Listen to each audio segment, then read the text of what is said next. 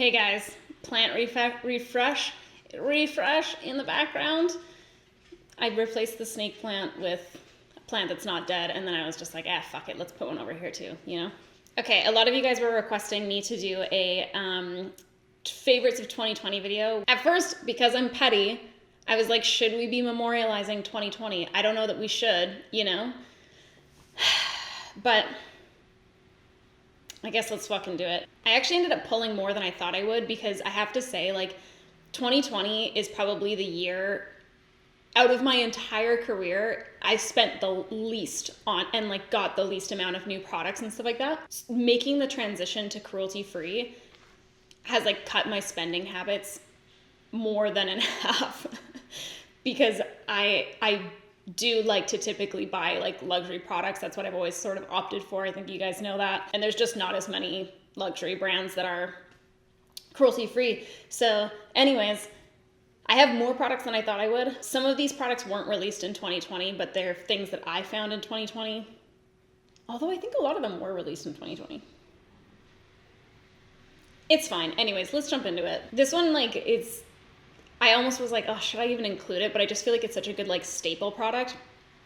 And that's the Mellow Gel Liner. So I usually use like a combination of a gel liner and then a liquid liner over top kind of thing, because I like to do the bulk of my wing with a gel. And then I find that it stays a little bit longer on my eye throughout the day, because I just do have really, really watery eyes in general. And then I'll go through and make it like nice and crisp with like a wing, with a liquid liner. Anyways, I feel like this one from Mellow is just, it's really nice and dark. It applies really nice and smoothly. It's just a good basic black gel liner. Before I started transitioning to cruelty-free, I think I was using Bobbi Brown. It's all a blur. But anyways, that's been like a good like staple product that I've really been loving. Another good staple. This mascara is the truth, okay? I have been using this mascara in this little sample package for months and months and months. But this is the Bite Upswing Mascara. It just recently got released like right at the end of 2020, I think. But I probably started using it in, oh God, let's see if I can find it in my emails. Okay, yeah, so I got sent that mascara last February. So I've been using it for like just under a year. It's just a good mascara. That's basically all I need to say about it. I feel like it's pretty long wearing. It doesn't transfer. I almost never set underneath my, I forgot I wasn't gonna have this hand up. I was gonna try and like keep my hand down so you wouldn't see that I'm missing a fingernail, but cat's out of the fucking bag. I don't basically ever set my concealer or anything like that, so I do sometimes, you know, have transfer from mascara as a result. This one I find like doesn't transfer on me, doesn't flake. It's not hard to take off at the end of the day though, and it's just a good mascara. Like I find that it separates really nicely. It makes my lashes look nice and plush. I prefer like a bigger kind of fatter brush, and that's exactly what this is. I have the new one here, so I'll stop showing you the one in the crappy packaging. It's just a nice kind of like big fat brush, and I just think it's a great mascara. So it's all that I use basically. And that's that. This was something that, I just thought it was gonna be such a gimmicky product, but I ended up really, really liking it, and that is the KVD Vegan Beauty Shake Primer. I had mentioned when I first started talking about this that there was a makeup, I can't remember who it was, but there was a makeup artist that I followed on Instagram that started using it, and she said that it was like the best, and so I was like, fuck it, okay, fine, because I feel like it's kind of rare that brands come out with something that I haven't seen before that's like really innovative, and the Shake Primer to me is that, like, it is like an innovative product that I haven't seen elsewhere. I don't think I've ever seen it before. So it has like kind of this separation between the two, whatever's going on in here, and then you just shake it up. There's a little button to press on the back, put it on. The thing that I like about this primer, it works first of all, but I like that it's really nice and thin on your eye. I think sometimes eye primers can look a little like thick and cakey for me, and I don't like that then makes my eyeshadow application look thick and cakey. I feel like if you know what I mean, you know what I mean, and if you don't, then you don't, you know? But this one looks like so nice and thin, so it doesn't add any additional texture to your eyeshadow or anything like that. It just it just works and it's just nice. The only thing that I would say is that on days where I feel like I have a little bit more like discoloration or whatever on my lids, I won't opt for this one just because like it's translucent. So if you do feel like you're somebody that likes to like color correct with your eye primer, maybe not the one for you, but I mean, otherwise it's just a great primer. Oh yeah, another Bite one. Okay, so Bite launched their Yay Sayer glosses as well this year. These are the ones that like you twist from here. Sorry, this is like, the applicator's all gross. I don't even want to show it to you because, you know, I use it, so it is, and there's like dog hair stuck. Anyways, you twist it up, it comes through this little like hole. That's all you need to know. I've always loved Bite's gloss formulas, and then they just keep discontinuing them. And I keep being like, but whoa, but why though? Why? Like, why are we gonna keep discontinuing the glosses, guys? I don't know. So I was so happy when they finally emailed me and they were like, okay, we're coming out with a gloss. I was like, fuck yeah, you are. Let's do this. Let's get back on the gloss train. And this gloss was no disappointment for me. It's just a really nice, like, plumping gloss, but it's not minty. A lot of, or like spicy on my lips. It has cinnamon oil in it. I don't like things that like sting my lips and make it feel like it's doing like a really crazy plumping action. I like a gentle lover, you know, like I don't want that in my life. So I like that it has that kind of plumping action through the cinnamon oil and stuff like that, and it tastes really good and nice, but it's not like chemically feeling, if that makes sense. It's just a really, really nice gloss and it's a really nice texture. My favorite shade is Guava Puff, so it's a little bit more kind of like a nudie mauvey pink, and it's just nice. I don't know.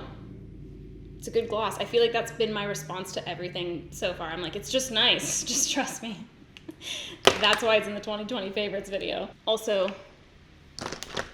I just feel like I need to update you every time. This is where my discontinued Bite number 12 lip pencil is.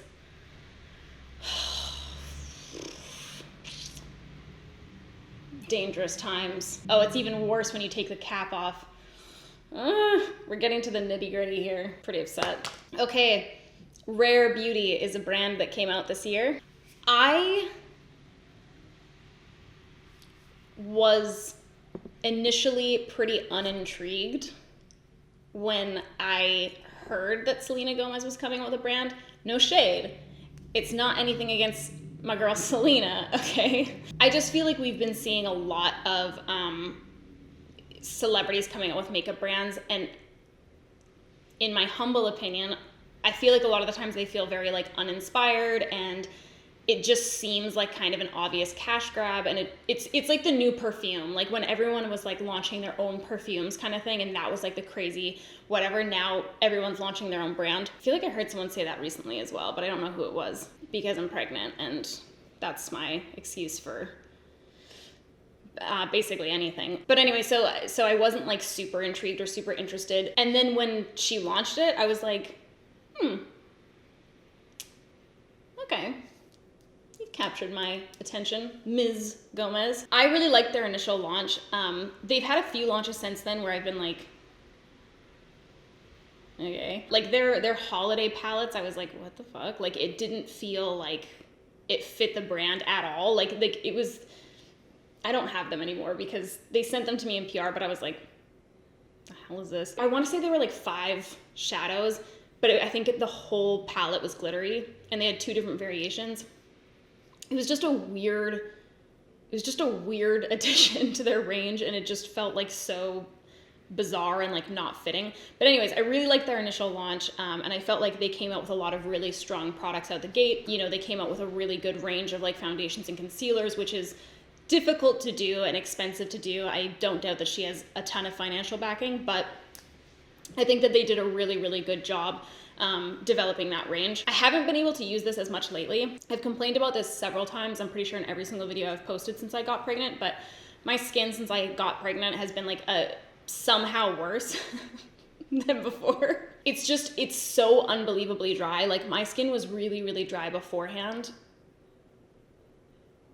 I would almost be moved to say that my skin was normal beforehand now that I know what true dryness feels like. Like It's so, so, so bad. Every single morning I wake up, I have to like scrub my face because it's so dry and like textured and flaky. Even if I like exfoliated and did the whole bit and put on like a ton of moisturizing ingredients like the night before, doesn't fucking matter. Anyways, so right now I find this foundation formula to be a little bit dry for me and I'm not able to wear it. I mean, I can wear it, but I don't like to because I don't feel like it looks nice on me anymore. But I still wanted to talk about it because I did really, really like this formula when it first came out and I used it pretty religiously for quite a while. And that is the Rare Beauty foundation that they came out with. I felt like I had a hard time finding a shade that I really like to use just on its own. I always ended up mixing two shades.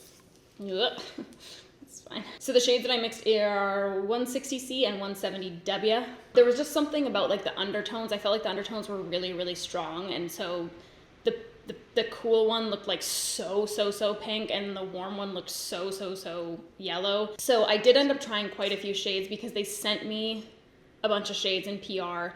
And then I went and actually purchased additional shades after the fact, and I never ended up finding one that I was like, oh yeah, this is like the one I'm gonna use on its own. I feel like I've mentioned PR so many times that I need to like clarify the PR thing. I receive PR very irregularly these days.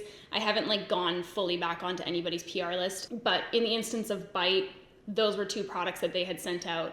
I don't know why I feel like I need to explain myself, but those were two products that they sent out for consideration, like, you know, months in advance so that I could try it out and like see how I felt about it and see if I wanted to do like a sponsorship, et cetera, et cetera. And then with the Rare Beauty one, a colleague of mine had a colleague that worked at Rare Beauty that asked for my address and to be connected. And so I was like, yeah, fuck it. I'm down to like try a new brand and see what's what. Let's clown around. Anyways, I really did like that foundation. I felt like it was a really nice thin formula that didn't feel cakey at all. It didn't feel overly drying for me until now. And I felt like it was one of those ones that when I first applied it, it wasn't like my absolute favorite, but then like throughout the day as I wore it, I really liked it like more and more. It's just a good foundation, and I find that it's a good one for mixing as well. Sometimes there's certain foundations that just don't play well with other products. Like they don't play well with like serums or things like Glow Lust or like Charlotte Tilbury Hollywood Flawless Filter or whatever, stuff like that. But I feel like this one is like a good mixing one. And so for quite a while, my mix was these two and then the Glossier Future Dew serum. And I really, really liked them together. I really don't like the smell of the Future Dew. I don't know why. There's something about it that it just doesn't do it for me these days. But anyways, honorable mention. Also with Rare, I liked their like little blush formula that they came out with as well. So they came out with, I think 8 shades, and there was 4 that were like dewy and 4 that were matte. I like both formulas. I'm like partial towards dewy things always, but I do feel like both formulas were still nice. And I felt like that was I just like that product that they came out with because I think that there's just like a lot of the same thing. I just don't like powders. We all knew this. There was no need for that disclaimer, but like, there's just a real lack of cream products on the market, I feel, okay? And every product on the market could be a cream product, and I would still feel that there was a lack of cream products. So anyways, I thought it was interesting for a brand that is as big as Rare Beauty, like right out the gate, to come out with more of like a cream kind of serum-y blush. I just thought that was something like a little bit more different and unique, and I liked it and I like the formula, so there you go. I'm gonna keep on the foundation trend for a second here. Another foundation that I tried was it just this year that I started this? Maybe I tried this in 2019, I don't know. Anyways, this is the Ilia Super Serum Skin Tint SPF 45. It's a good one. There you go. I haven't been using this one as much lately either, for no particular reason. I'll actually probably keep it on my little desk so that I can start cracking back into it. But I really liked this one. I felt like it had like a really nice, beautiful texture on my skin. It's quite sheer. It's not like super pigmented, but it's just a good one. And I felt like this one was a little bit more hydrating as well. Like it wasn't super drying. The only thing I think was that it tended to transfer quite a bit more, which I don't generally care about. the transfer has to be like pretty massive for me to be like, oh, okay, this is like a little crazy. So I did feel like this transferred like a little bit more than, you know, other dewy products that I have, other dewy foundations. And I would be curious to hear, I mean, I could just try it myself, but like I'm not going to, and that's the truth. I'm curious how that product would be set with a powder for those of you like that had oilier skin types, or even like combo or whatever. Just because I feel like it's such a like, not oily in like a bad way, but like it has like kind of like that oil consistency to it and sort of feel to it. So I wonder how that would play with powder products. But anyways, I did really like that one this year as well. Now, this came into my life in a big way. There's just those products every now and again that just really catch you off guard. This is that. Hold on. Let me get like a good song on for this. The M Cosmetics Daydream Cushion Foundation. This is... I just haven't been able to use anything else since I started using it. Like, I would say that this is probably my favorite product of 2020, like hands down in general, out of any category. So I actually typically mix 2 shades. I like how I acted like that was unusual for Rare Beauty, but then like continued to talk about how we all know that I mix shades in every single product from every brand. It doesn't matter. Anyways, I mix the shades Gentle Light and Cloud Dream. I prefer a more neutral foundation. I find that those really pink ones are really pink, the really yellow ones are really yellow, and I like something just right down the middle. So I do end up usually mixing foundations just because it's just how I roll. These ones I apply with the Rare Beauty foundation brush, which like also I have to just like say to this brush, I don't know, man, like I don't usually opt for brushes that come out from a cosmetic brand. I don't know why. It's just like, I think it's just a mental thing, but I always just feel like this is just something you're like tacking on to like make a buck. You know what I mean? Like I don't generally really enjoy brushes that come out from makeup brands. But I've loved this foundation brush. It's just so nice and it's so dense and it works great with that foundation because that foundation is a little bit more kind of like liquidy. And so having like a lot of bristles packed in there to kind of buff it out, it just gives a really nice smooth application and it gives good coverage and stuff like that. It's just a great brush. The only thing is, oh, maybe you can hear it. Hold on. Can you hear that? Probably not. Probably so subtle. Oh, there we go. Oh yeah, now it's going wild. So there's something rattling around in there and it's pissing me off. It's been doing that since I got it. I don't know what is fucking in there, but I hate it so much. I want to take it apart and take out whatever is in there. It sounds like when you shake up a nail polish bottle and like there's the little metal ball thing in the bottom. It's a pet peeve. Every time I use it, I'm like, oh, I love this so much, but why? Anyways, doesn't matter. Great foundation brush. Great foundation. I feel like this wears really well throughout the day. I'm wearing it right now. It's not a really dewy finish. I would say it's more kind of like satin leaning dewy, but I feel like it wears quite well throughout the day. It's really comfortable. I don't find that it like exacerbates any dry spots on my skin, which again, like right now my skin is just so, there are no words to describe it. You can't know until you experience living in my body and you wake up and you're like, what the fuck happened? But anyways, it's just a really nice foundation. I like it a lot. The shade range isn't massive, but I do feel like it's fairly well balanced. You know, M is a smaller brand. Obviously they don't probably have the means to have like 50 shades, but yeah, I do feel like the shade range is relatively balanced. It's just a nice foundation. Love it. Only Christy could make it so that a ColourPop product would make its way, not one, but 2 ColourPop products made their way into my favorites of 2020 video. No shade. The thing is, like, I do like some products from ColourPop.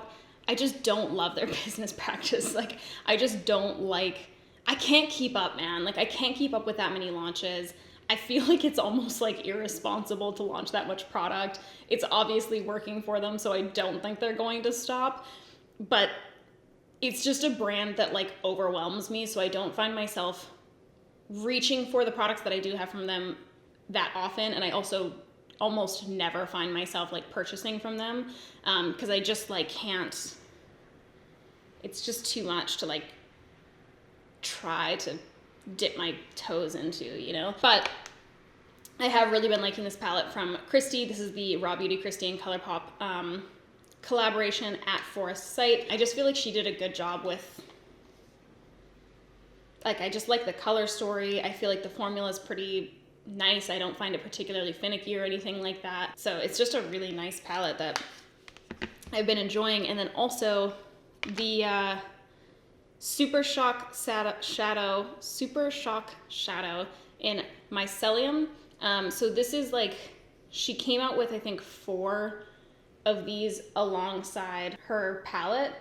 And I just feel like it's so pretty. Did I not put that on very well? Was that a poor swatch?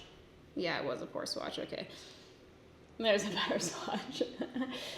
It's just like a really nice kind of like more translucent base, but it's really nice and like shimmery and sparkly.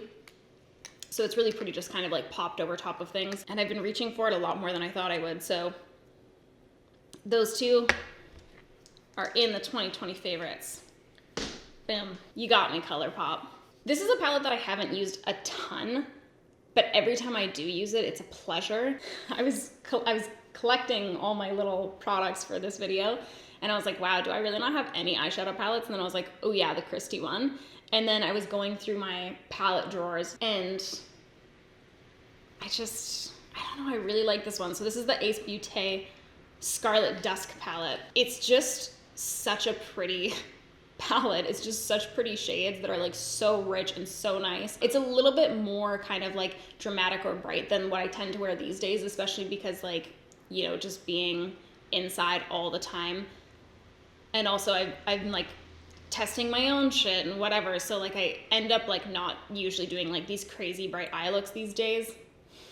Everyone's like, you never fucking did, bitch. It was 2014 was the last time, okay? Like just let it go.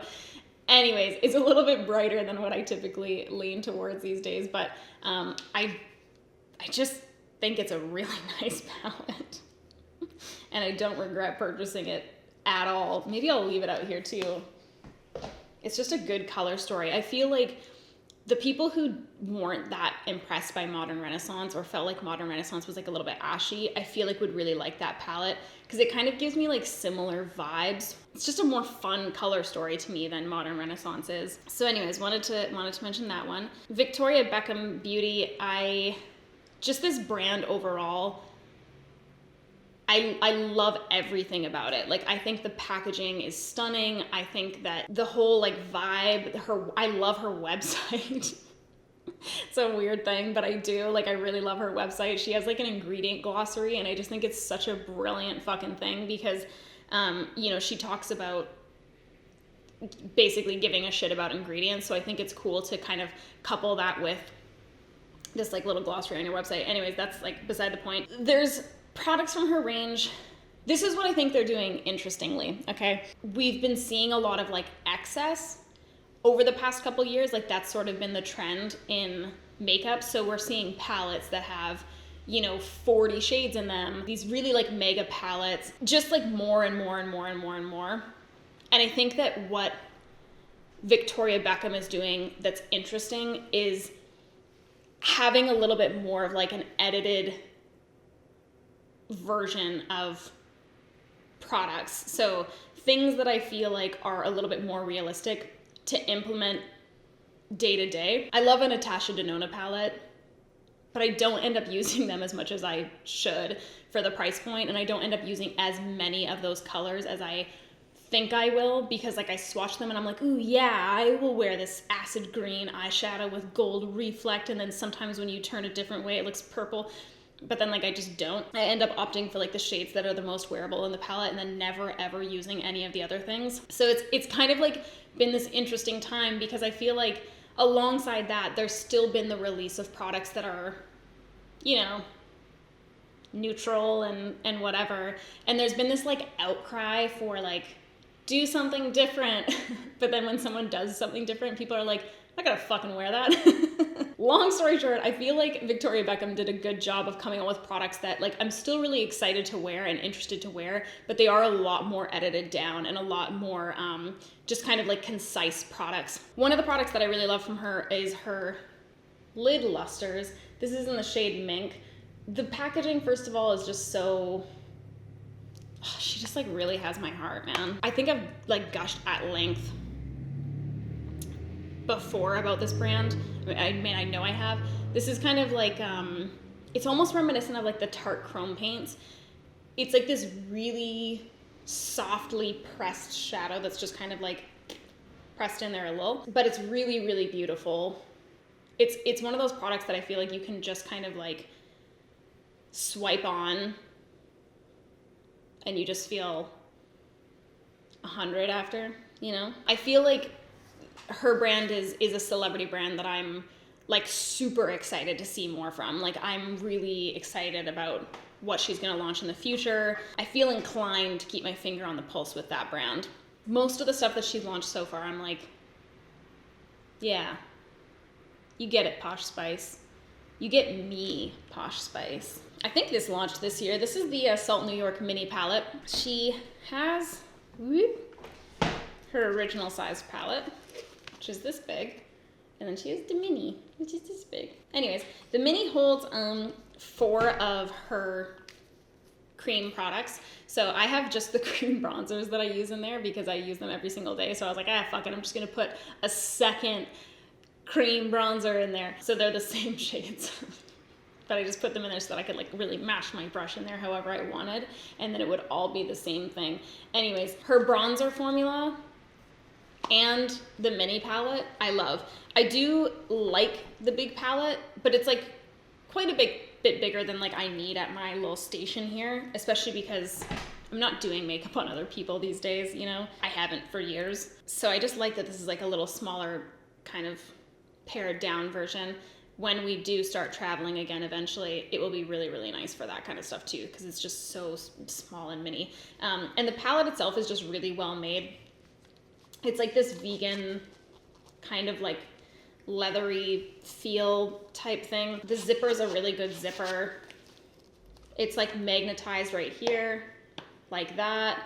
Little mirror in there for you with my fingerprints on it. It's just well done. And then there's obviously the magnet on the bottom that the pans kind of pop into. So I love the mini palette. I love her cream bronzer formula. I wear that a lot.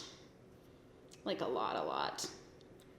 Almost every day. I've started wearing my like Glow Lust in pyrite mixed with like the tiniest little baby pump of citrine in there. I've started wearing that as a bronzer and I really like it. So that's made me stray a little bit from the salt bronzers, but I still love them so much and I think that formula is so great. It's just really nice and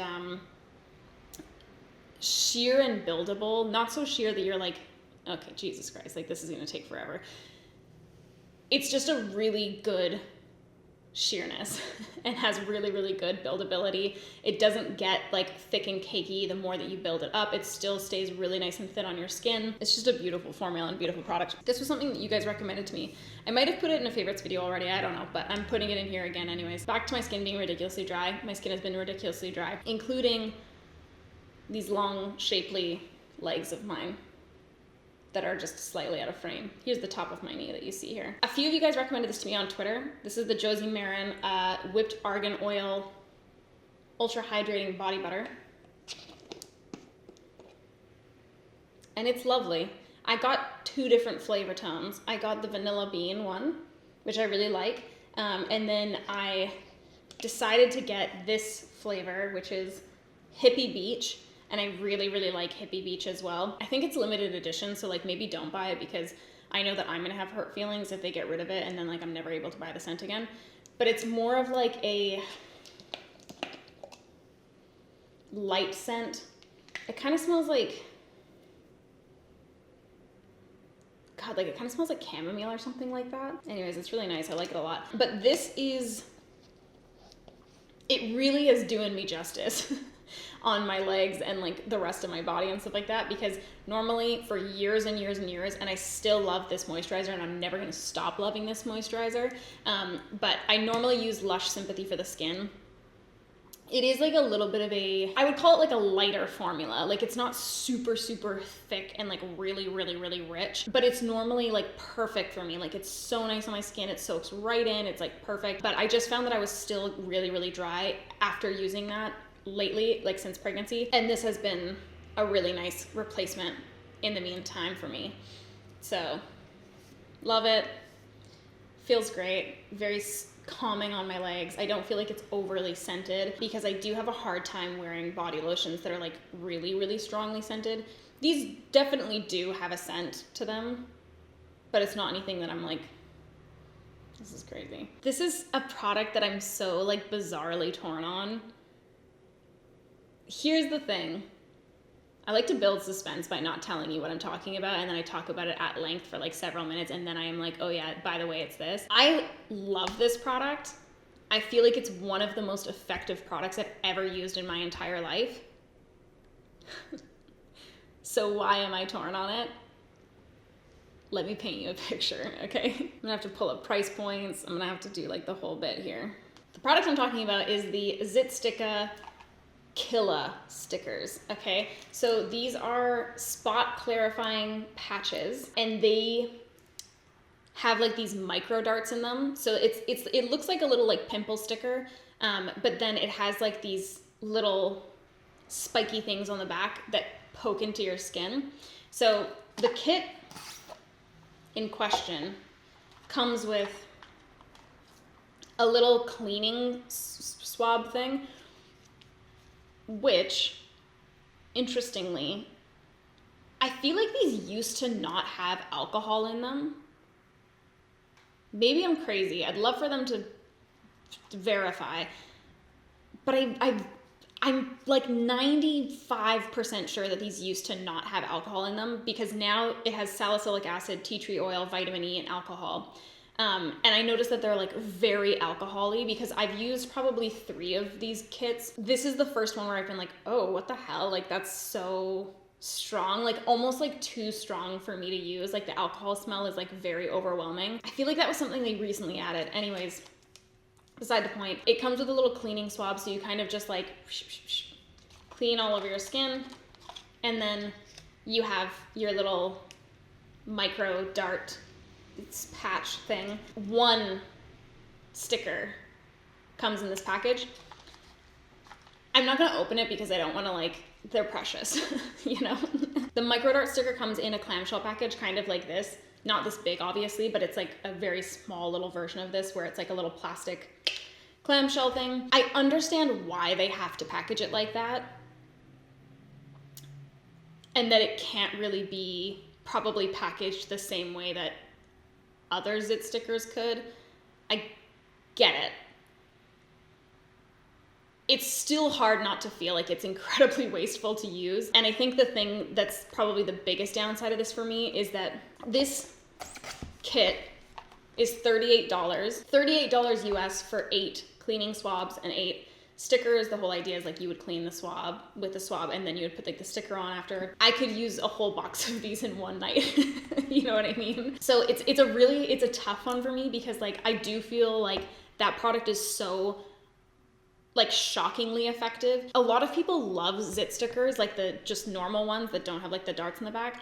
I don't feel like they're that effective for me. Like I don't feel like they make that big of a difference. Even if I leave them on like overnight, if I leave them on for like a couple hours, like it doesn't really seem to matter. It doesn't make that big of a difference. And I also found that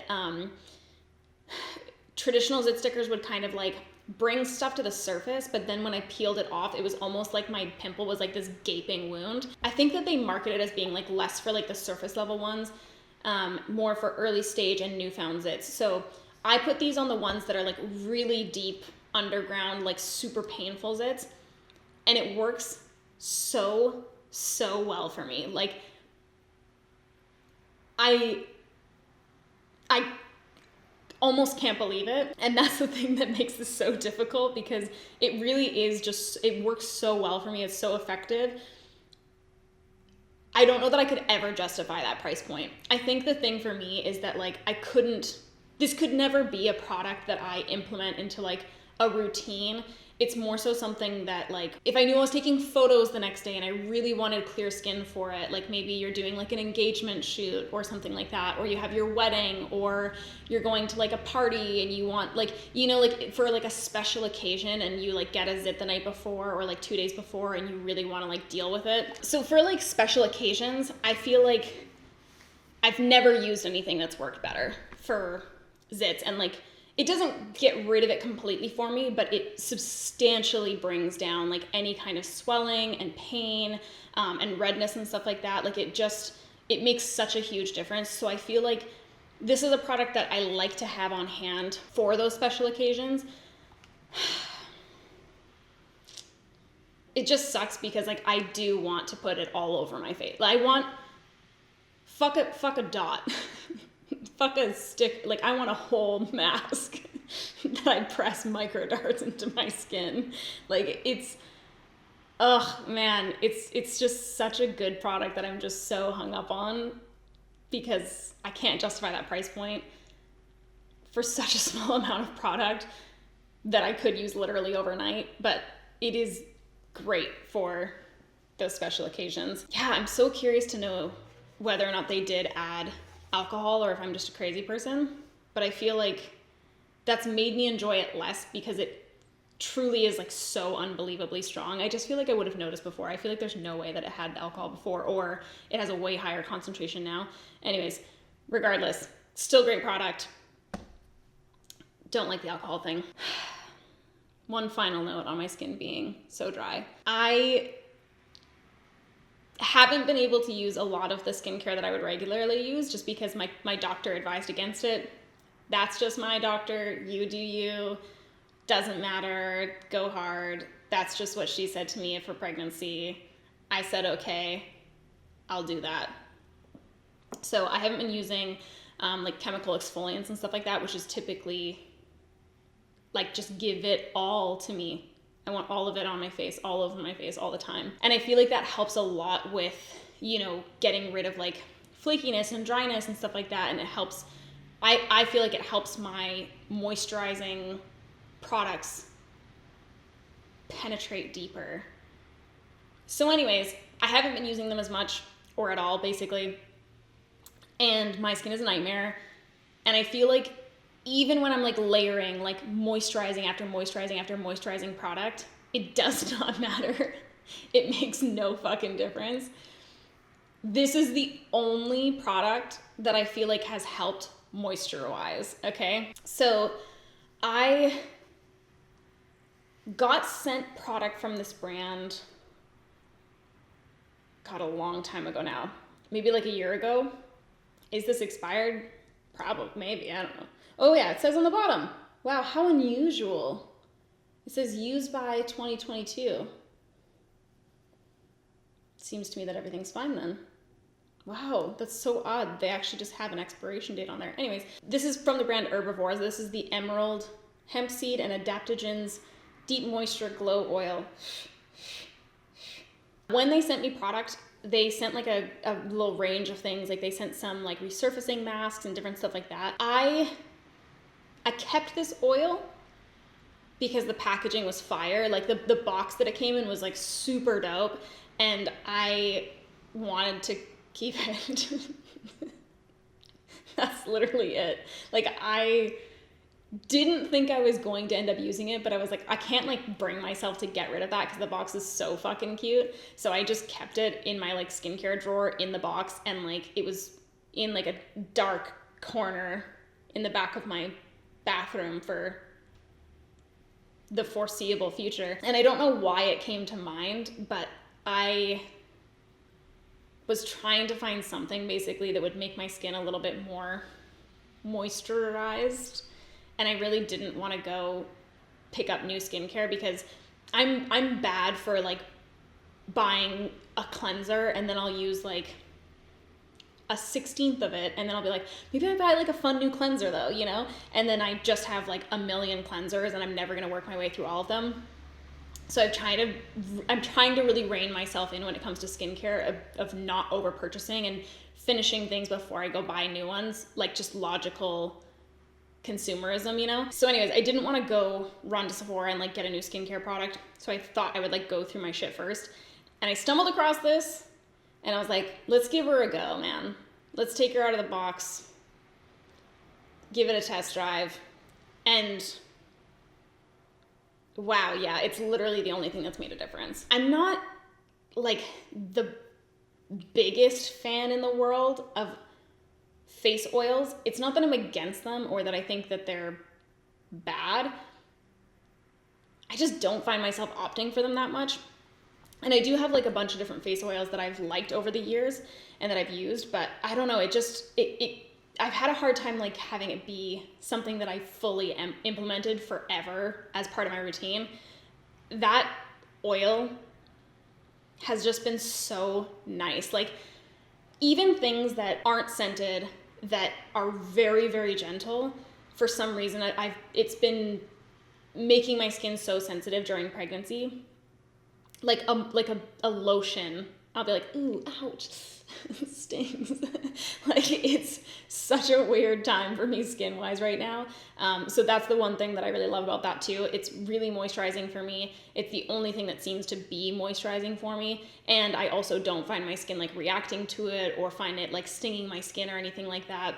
Not that that's a product that would ever normally sting my skin, but unprecedented times, you know? So I love that. And I feel like you need the tiniest little baby drop because it just really like smooths over your skin super easily. I mean, it is an oil. So I've been loving it, man. And it's one of the only things I've been loving in this life. Oh, flair for the fucking dramatic today. Anyways, this is a product that I don't know if this even, I think this might have come out in 2021. I don't care though. I'm tacking it on to the end. I also recognize that it's not going to be relevant to probably most of you, which is why I'm tacking it on at the end. So you can just like check out now if you want. This is the Summer Fridays Baby Moon Belly Balm. Oh my God, what is with the alliteration with these brands? They're trying to fuck with me. Okay. This is great. Love it so much. Okay. I've been putting this on my little belly and I think it's awesome. Bio oil. Oh God. I hate it so much. I'm sure that it is very, very effective. The smell of it is just simply horrifying to my sensibilities. Like it is so strong and so old lady-ish. And it's unrelenting. Like if you put it on in the morning, what the hell? Like it's all day long. I'm like, and then I realize it's me that I'm smelling and it's the worst thing. Of course it's me. I'm alone at home. It's the worst. I hate the smell of it so much. I cannot get over it. So I was using that like right when I first got pregnant, and then I stopped using it. I was using another oil that some friends of mine got me, and I was really liking that. But I felt like I wanted something like thicker almost to like put underneath. So this one is, I'll show you guys. It's like a very kind of like Vaseline-y texture. It's just so nice, man. Like it just melts right into my skin. It has a very, very light scent, which I think is nice because I do like scented products. I always have, but I don't want something that smells like so strong, especially when I'm using it all the time, like day and night. So this has like a very light, kind of like more herbal scent. Like it's not really sweet or anything like that. It's not really florally. It's just really nice. The only thing that I don't love about this product is that this is just a nitpicky thing. I find that it almost has like beads in it, like beads of like jelly that I have to like spend a little bit more time smoothing out. It's literally just a textural thing. It doesn't like change the effectiveness of the product or change like the end result at all. I just don't like it when I'm applying it because I wish it was just like one smooth sort of like formulation and not like these weird little like jelly things in it. Anyways, I've been really, really, really liking it a lot. I feel like it's like really moisturizing. It soaks in nicely. It feels nice on my belay, and it doesn't smell like bio oil. So it's great. My mom got it for me for Christmas. Anyways, thought I would mention that. That's it.